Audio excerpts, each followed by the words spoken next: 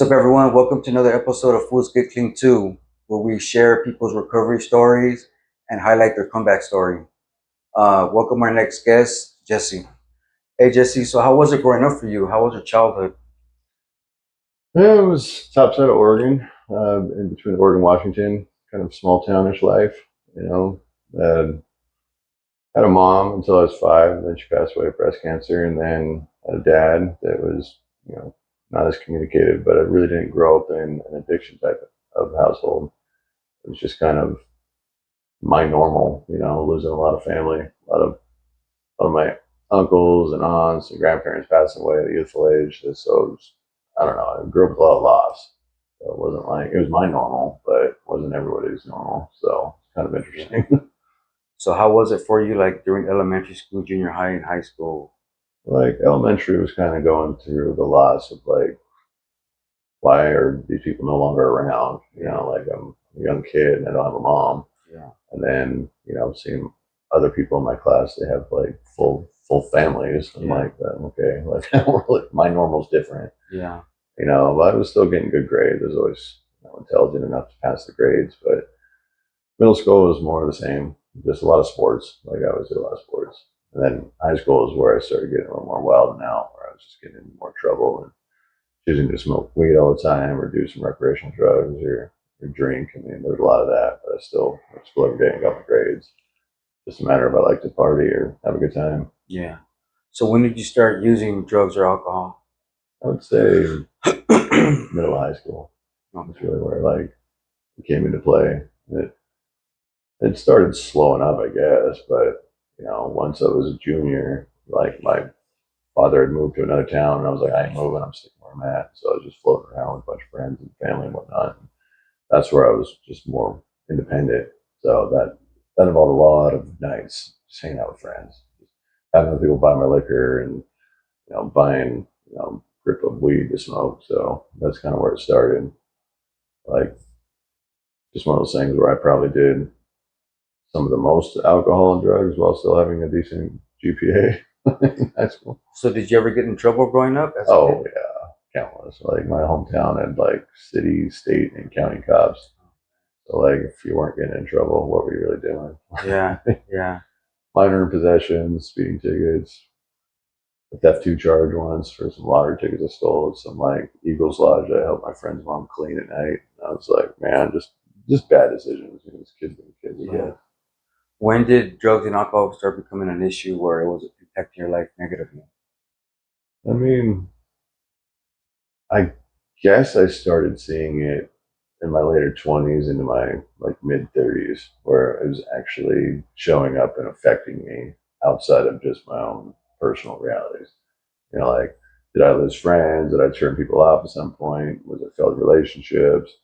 Sure, but there was a lot of, drinking and smoking and just sort of wilding out, if you will. But one of those things where once I got my first DUI is where I was like, all right, now here's some real repercussions that are past your juvenile stage, where all that stuff can just be forgotten. Just turned into like, all right, these are now your adult charges. Like now you really know what the inside of a slammer looks like. So started with one and worked my way to 3 DUIs before I woke up one day and realized this isn't life for me. Oh man. So what was it like getting that first DUI? That one was rough. Like I should have learned a lesson after that one. That was probably one of the worst nights of my life, considering like the scenario is just meeting the wrong person at a bar top and then going out for that night and then getting dropped back off in my car and not knowing where it was and didn't have my phone on me because I'd forgotten it in his car and I was trying to catch up to him. Just peeled out of where I was and hit a T-bone, crossed the road, went into a restaurant, literally with my car into a kitchen of a restaurant. And No then way. Did anyone get hurt? me smashed my face up pretty good and nobody else was in there because it was like 2 in the morning or whatever.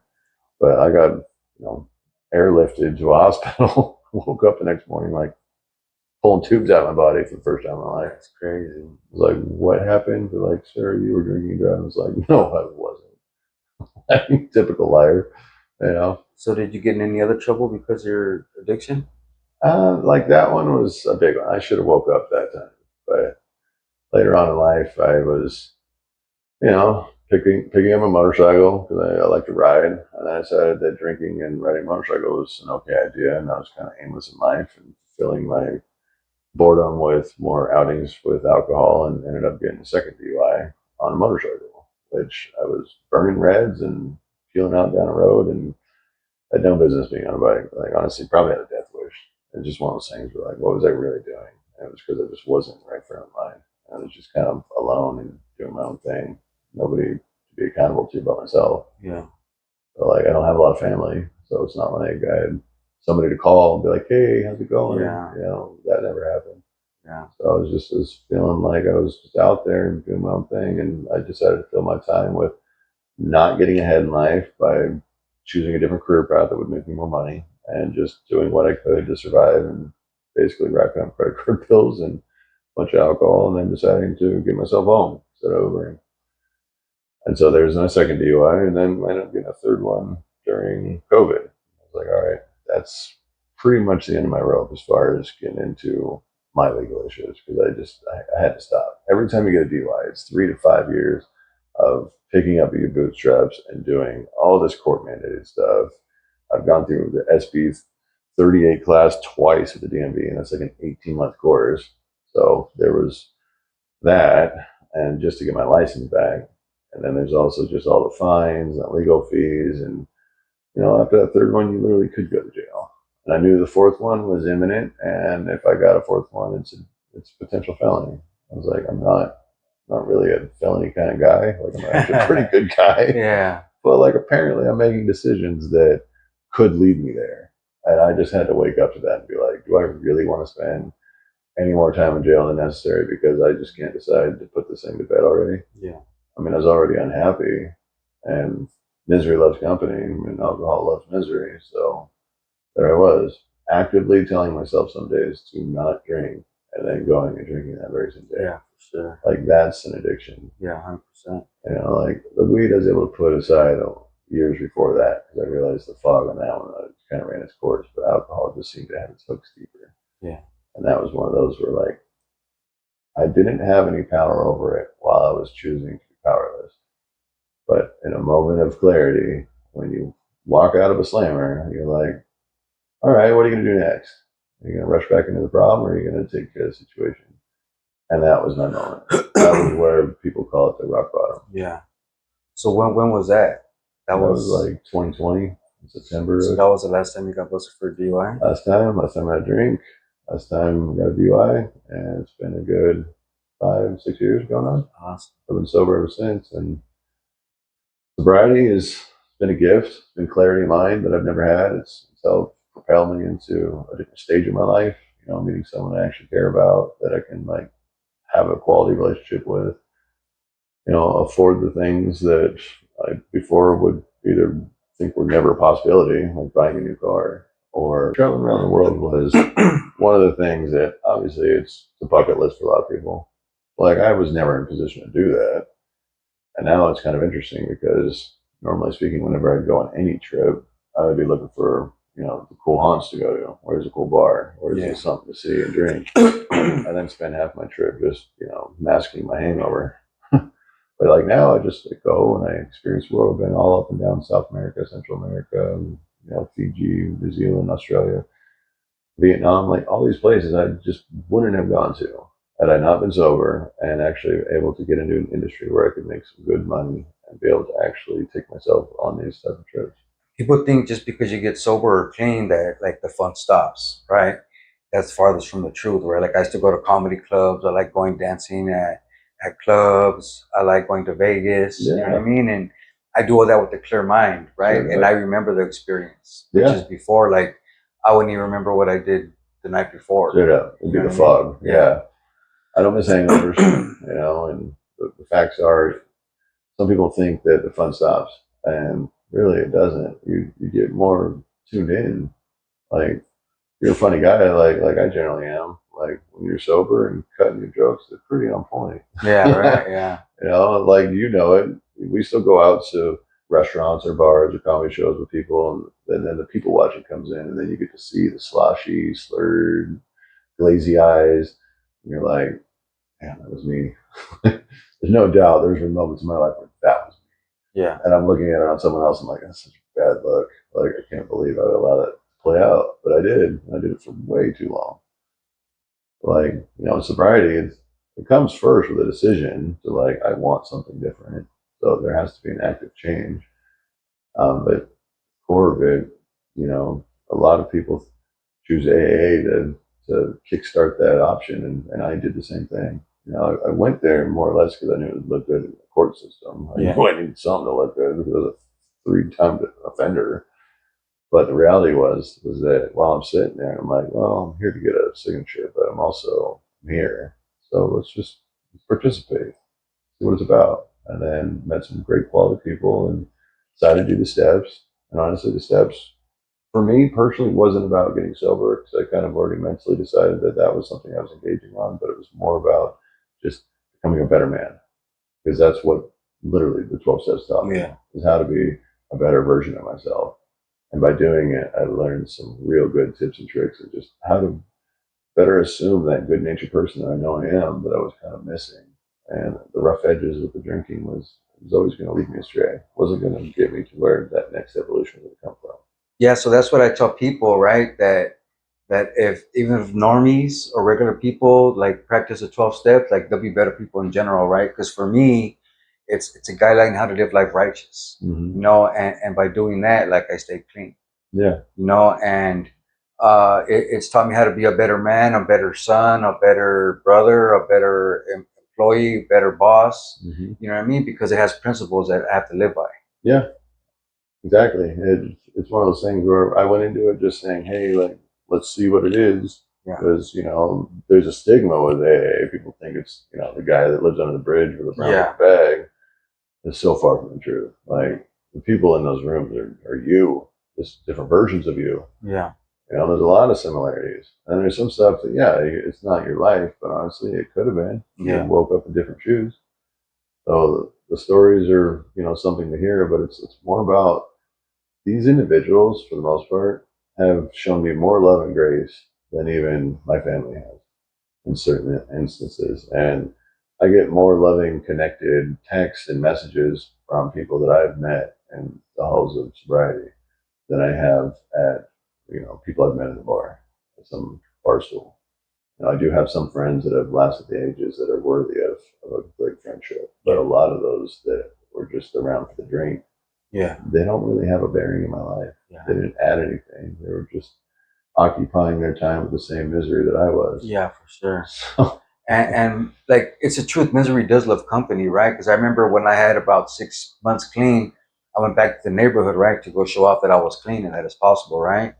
And they were still doing the same stuff we were doing since we were kids, right?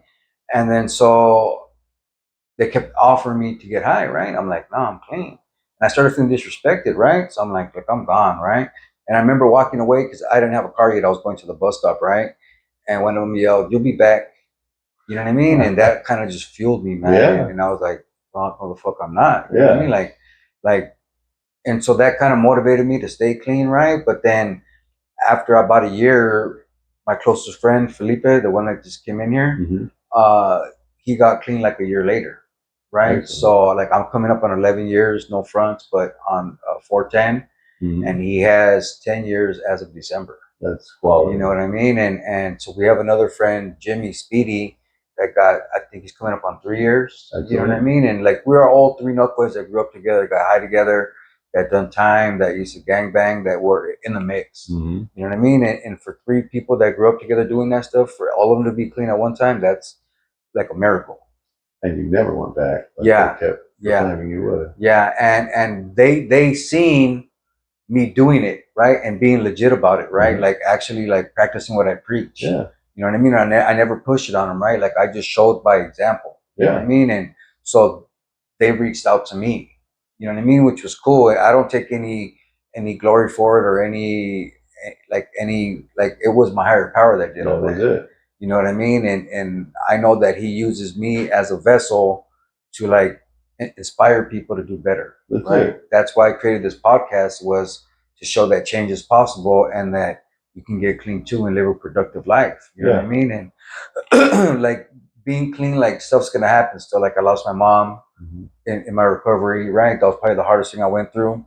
But I was able to be there to deal with the coroner, with the funeral home, like communicating with the family, had the reception afterwards for the family. You know what I mean? Like I was able to be there and do that for her. Yeah. You know what I mean? Which was, if I was in my addiction, I probably wouldn't even showed up out of just being like ashamed. Yeah. You know what I mean? But like being clean has like afforded me the opportunity to be present in my family's life. Like my dad gets sick, I'm able to be there for him. My sisters need help, I'm able to be there for them. Yeah. You know what I mean? Which before, like I was so self-centered and self-absorbed. You know what I mean? Is that like it was all about me? Like I need money, I need gas, I need dope. You know what I mean?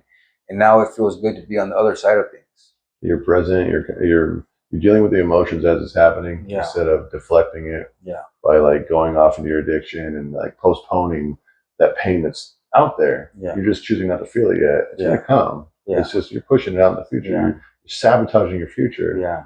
By doing stuff like that. Yeah. And one of the biggest things I even learned in sobriety, it came pretty quick because it's actually step one is just accountability. Yeah. Like so often I was just like, oh no, I don't have a problem. Yeah. Like it's I just am who I am. Like things are fine. I'm like everybody else. But literally, accountability was the first thing that struck home. I was like, whoa, wait. So if I own this, and all of a sudden it all makes sense. All that dissonance I had, all that like feeling of, I wasn't happy. It wasn't going where I wanted to go. Things weren't happening the way they needed to. I was unrealizing my potential. Like all of that came because I was not being accountable. Yeah. And as soon as I was accountable, I was like, look, you're the maker of your own destiny. And I realized that, all right, so I'm an alcoholic. So accept that, deal with it. And then in dealing with it, I learned better ways to associate. And I ended up with a better friend group that's more supportive. And that just came as a byproduct of even showing up to meetings, And then and now I play in a sober softball team where we won the Orange County, well, it's Orange City of Orange, but we won the championship recently for uppers. And we're all sober. We all got lengthy time frames of sobriety. We all pray in, and we have fallen comrades that we have a jersey that we always acknowledge. And it's just one of those things where like you're not alone. Our team name has never had it so good. The reality is we haven't. Yeah. Because in our addictions, as much as we were having fun, we were just postponing this demon that was gonna rip us apart at some point. Because it never ends well. It never does. But in sobriety, you start to be living day to day. You're in the moment, and in those moments, they create new change and they create new experiences. And the facts are, if I was to go back and drink, there'd be nothing new about it. Yeah, sure. The same old stuff. I'm gonna wake up with a hangover the next day. I'm gonna go out there. I'm gonna drink whatever's there, and I'm gonna have a good time. And I've drank it all anyways, so it's not like I'm gonna try something new. And for anybody that really idealizes being an alcoholic, you're not drinking for the flavor. You're drinking for the effect. Yeah. So like, I don't need that effect to have a good time anymore. I still go to the comedy shows. Yeah. I still go to the events. Yeah. And I just choose to not engage in the open bar. It doesn't matter to me anymore. I don't go bar hopping anymore. Yeah. Like, there's no joy in that. Yeah. But I still go to spots and hang out with the peeps. Yeah, for sure. Like it's a whole different mindset. And honestly, it just feels like I've grown into a better version of myself that still tries to be the better version of myself. And like I tell people, right, just because I choose not to drink or do drugs doesn't mean that everyone else has to stop. Yeah. You know what I mean? And for me, it becomes an issue where like when you're drinking and drugging like affects me negatively, then we have to cut ties. Yeah. Right. But if you can function and have a drink at dinner or have a drink at a comedy club or have a drink and dance, like I'm for it. You know what I mean? Like, all respect. Yeah. We're individuals. Yeah, like, exactly. You do you, I do me, but like, try not to act too much of a fool. Yeah. Yeah, because I used to go to this club, right, called Original Mics in Santa Ana that play old school funk and 90s hip hop, right? Mm-hmm. So I would go dance, and I used to bring this one friend with me, and he would always have 2 drinks in one hand, right? And then like he'll double fist it the whole night, right? Mm-hmm. By the end of the night, he's trying to fight dudes like stepping on people's shoes or hitting on bigger boned girls, you know what I mean? And talking crap, you know what I mean? And it's like, dude, like, I don't even want to come with you no more. Scene. Yeah, like you're the reason why I don't come anymore. Yeah. You know what I mean? So what's your life look like today?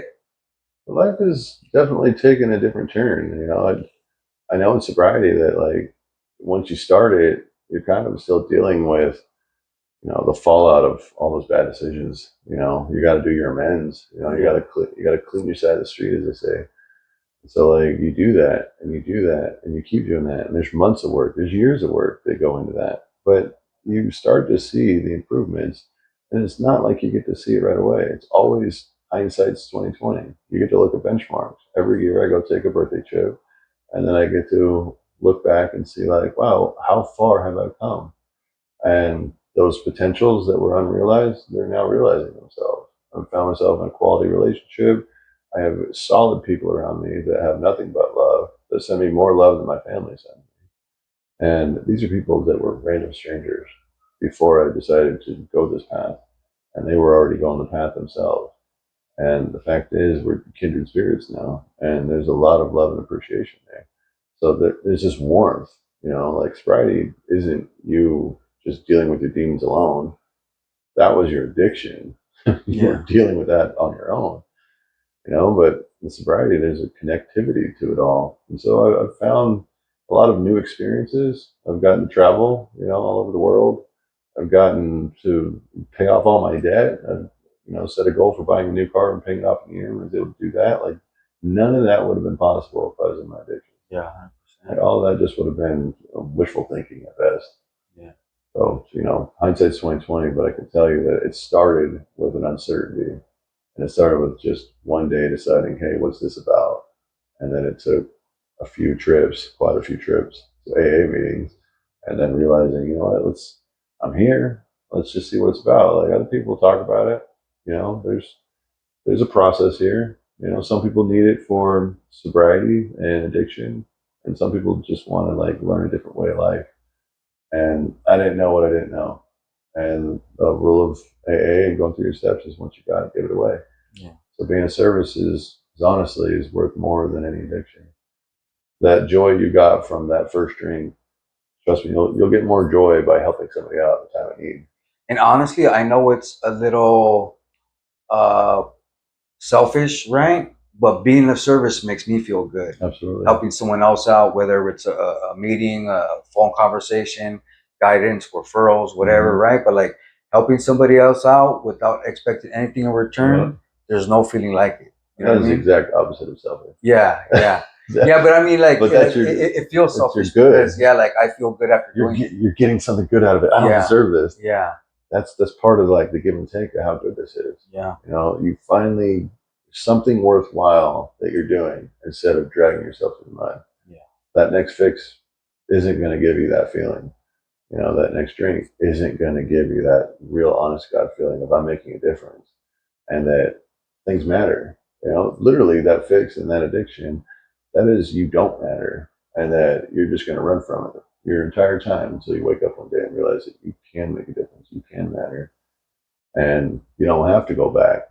The people that don't respect you and your decision that you make to try this new life of sobriety, they're probably not your real friends. Yeah. Like, there's got to be respect there. The people that have stayed in my life are the ones that they appreciate and understand my decision, and they acknowledge it, and they don't ever once push it on me. They just say, hey, how's life going? And even when I show up to the events, they might have an iced tea or lemonade waiting for me. And like that's respect because they know that like everyone else is gonna drink, but I won't. And they think about me. And I never asked them to do that. That's out of the kindness of their own soul. Yeah. That's their type of person. Those are the type of people that I happen to start meeting now because that's where my energy's at. It's a game changer. Yeah. Like you can't go back and say the last 5+ years of my life, sobriety have been hard and been rough because once you make that active decision to get away from what's been dragging you down, honestly, it's just steps in the right direction. Yeah. There's been rough times. I've lost people very close to me in some seriously tragic ways. But the reality is that I didn't need to rush off to a drug or an addiction in order to like deal and cope with that pain. I literally was better off dealing with it in my sobriety. Yeah. I could feel the emotion. I could process it. Yeah, 100%. And then by processing, you can finally like let it go.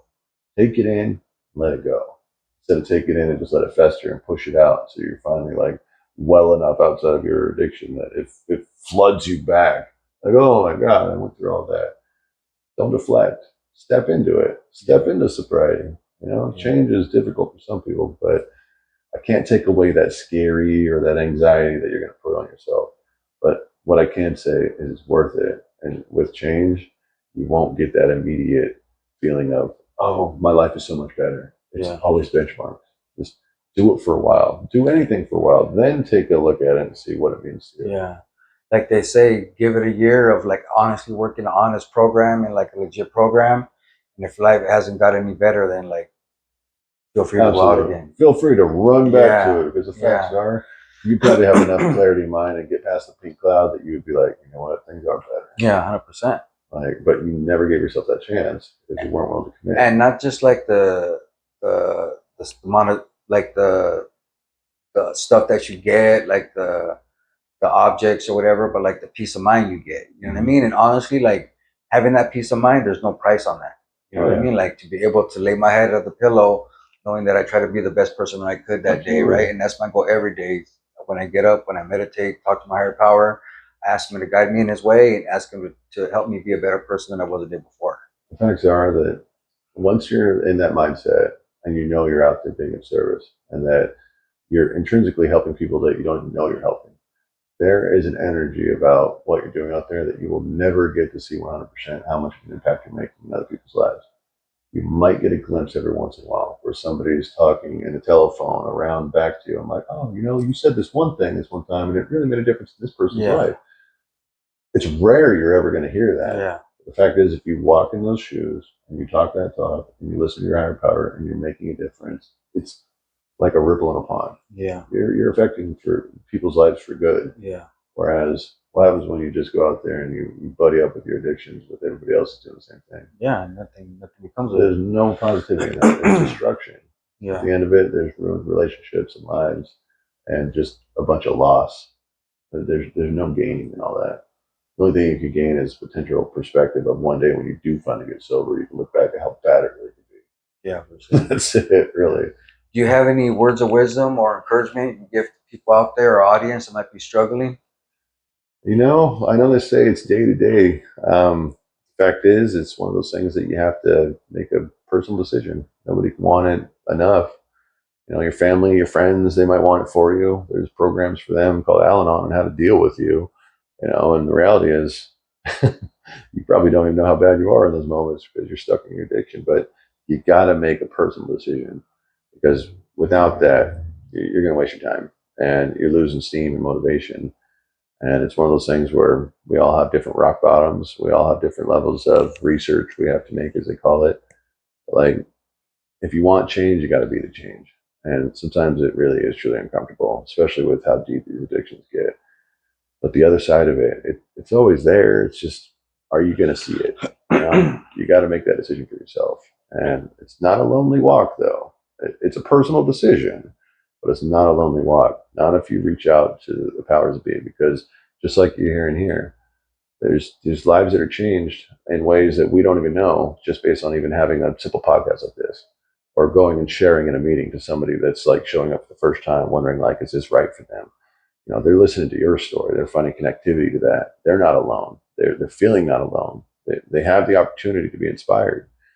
So these are the type of things that you can tap into. But at the core of it, nobody can want it more for you than yourself. So if you really want to see the change, you got to be the change, and it starts somewhere. And sometimes it just involves a conversation. Talk to somebody.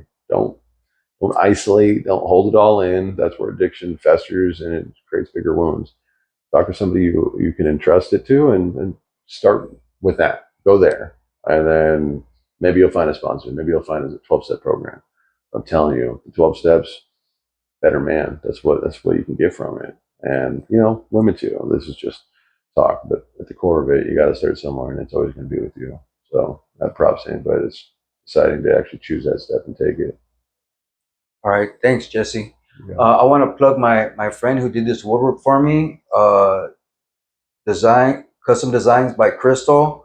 If you guys want to get a hold of her to get some work done, DM me or comment, and I'll reach back out to you guys. Thank you for sharing your story, Jesse. I really appreciate you. Absolutely, brother. And remember, change is possible.